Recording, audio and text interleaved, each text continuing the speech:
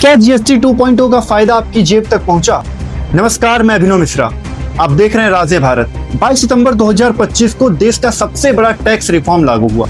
GST council ने कहा 375 से अधिक वस्तुओं की दरें घटाई गई। यह आम आदमी के लिए दिवाली से पहले बड़ी बचत का वादा था। पर सवाल ये है, क्या जो दवाइयाँ और ग्रोसरी का बिल था वह कम हुआ या वैसा ही रह गया? आज हम डेटा के साथ समझेंगे कि जीएसटी की दरों में कम होने के बावजूद जो ट्रांसमिशन गैप है वो आम आदमी को कैसे निराश करके रखा है। सबसे पहले उन क्षेत्रों में देखते हैं जहां पे इसका फायदा तुरंत मिला और जहां सरकारी तंत्र की सफलता रही। हम बात करें छोटी कारें, बाइकें जो 350 सीसी से कम की हैं, उनमें 28% वाले स्लैब से घटा के उनको 18% वाले स्लैब में लाके खड़ा कर दिया गया और वहां पर दाम कम हुए और लोगों को फायदा तुरंत मिला। लोकल सर्कल्स के सर्वे के अनुसार 70 से 78% के उपभोक्ताओं ने इसका लाभ तुरंत मिलने की पुष्टि की है। हम बात करें अगर व्हाइट गुड्स की, एसी, टीवी, फ्रिज, जिनको भी 28% वाले स्लैब से घटा के 18% वाले स्लैब में ला के रखा गया है, इनका फायदा 67% ग्राहकों को पूर्ण व आंशिक रूप में मिला। इस क्षेत्र में प्रतिस्पर्धा ज्यादा है कंपनियों के बीच में, इसीलिए यदि अगर एक कंपनी की किसी वस्तु का दाम कम करती तो दूसरी कंपनी को भी करना पड़ता था, क्योंकि अगर कोई कंपनी दूसरी है वो अपना दाम कम करेगी तो ग्राहक वहीं आकर्षित होंगे, तो दूसरी कंपनी को भी उसी को देख के अपनी दरों को कम करना पड़ा, जिसका पूरा फायदा ग्राहकों को मिला। वहीं अगर बीमा की बात करें, जो लाइफ इंश्योरेंस और हेल्थ इंश्योरेंस है, जिन पर भी जीएसटी लगाया गया था 18% जीएसटी, जिसको अब हटा दिया गया है, वहां 0% जीएसटी, यानी कि जीएसटी नहीं लगेगा। अब बात करते हैं रोजमर्रा की चीजों पे। पैकेज फूड, जिसका 12% जीएसटी था, उसको 5% वाले स्लैब में लाया गया।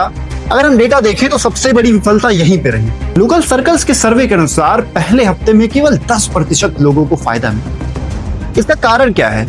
एफएमसीजी कंपनियां पुराने स्टॉक को निकाल रही हैं जिन पे पुरानी एमआरपी लगी हुई थी, या फिर एमआरपी वही रखकर स्टॉक का वजन या मात्रा कम कर दे रही हैं। बात करते हैं दवाइयों पर। कई जीवन रक्षक दवाइयां हैं जिनकी भी दरें घटा दी गई। डेटा की माने, रिपोर्ट्स की माने तो 60% लोगों ने कहा कि इसका कोई भी फायदा उन्हें नहीं मिला। जो दवाइयां घटाई गई, जिसकी दरें कम हुई, उनका फायदा लोगों को नहीं मिल रहा है, लोगों तक नहीं पहुंच रहा है। इसका कारण क्या है? जो फार्मा कंपनियां हैं या जो रिटेलर्स हैं, या जानते हैं वो कि बिना दवाई लिए किसी का काम चलेगा नहीं, उनको खरीदना पड़ेगा, चाहे वो महंगी बिके चाहे सस्ती।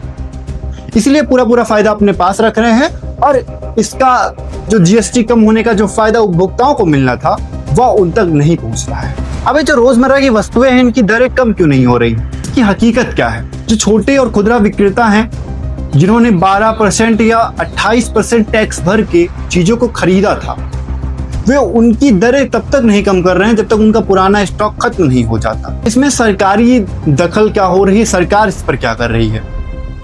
उपभोक्ता मंत्रालय को हजारों शिकायतें मिली कि कंपनियां मुनाफाखोरी कर रही। सरकार ने सीबीआईसी और फील्ड ऑफिसर्स को ई कॉमर्स और बड़ी स्टोर्स के निगरानी में लगाया कि यहाँ से अगर कुछ गलती होती तो आप उस पर कड़ी कार्यवाही करें। अब ये कब तक सही होता है, ये चीजें कब तक चलेंगी, ये तो नहीं पता, पर इसका फायदा जो आम जनता है, जो आम लोग हैं, जो जीएसटी रिफॉर्म आने पर खुश थे, उनको बिल्कुल भी नहीं मिल रहा है। ये हम दावे के साथ कह सकते हैं। अभी फायदा क्यों नहीं मिला, इसके 3 बड़े कारण जो हैं वो हम आपको बताते हैं। पहला कारण है कच्चे माल की महंगाई। जीएसटी कटौती से जो 5 से 10% का राहत मिला, वो पहले से बढ़ी हुई जो कच्चे माल और ईंधन की प्राइस थी, उसको कवर करने में ही खर्च हो गई।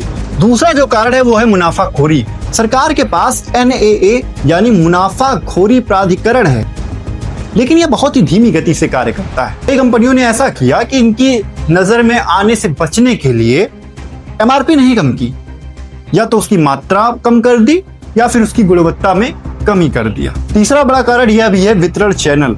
वितरण प्रणाली जो है वो बहुत ही बड़ी है। नए दाम वाले जो उत्पाद हैं वो रिटेलर्स तक पहुंचने में कम से कम 4 से 6 हफ्ते लग जाते हैं, जिससे दुकानदारों को जो पिछली कीमतें वाली उनके पास सामानें पड़ी हुई हैं, उनको उन्हीं दामों पर उन्हें बेचना पड़ता है और यह फायदा उन कंपनियों को मिलता है तो दुकानदार को मिलता है, पर वो फायदा ग्राहकों तक नहीं पहुंच रहा।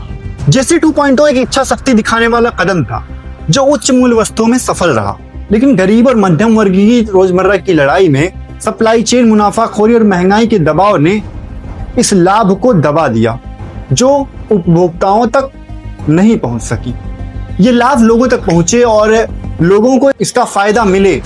अगर सरकार ये चाहती है तो सरकार को अब एनएए को मजबूत करना होगा और ग्राहक जो टैक्स कम होने की उम्मीद कर रहा है वह उसे मिले। केवल जीएसटी महोत्सव मना लेना या बड़े बड़े पोस्टर्स, बैनर्स और प्रचार करवा देना ही सफलता नहीं है। ये रिफॉर्म की सफलता आपको तब दिखेगी जब इसका फायदा ग्राहकों तक पहुंचेगा। जब सरकार अपने तंत्र को मजबूत करेगी तो इसका जो फायदा है वो बस कंपनियों तक ही नहीं जाएगा, वो फायदा ग्राहकों तक भी पहुंचेगा। प्रश्न आपसे है, क्या आपको जीएसटी रिफॉर्म का फायदा मिला? जब आपने इस बार खरीदारी की, जब आप इस बार मॉल गए, जब आपका बिल आया, तो क्या वहां पर जीएसटी की दरें कम थी?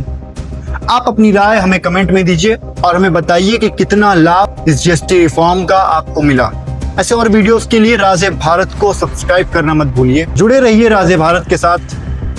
धन्यवाद। जय हिंद।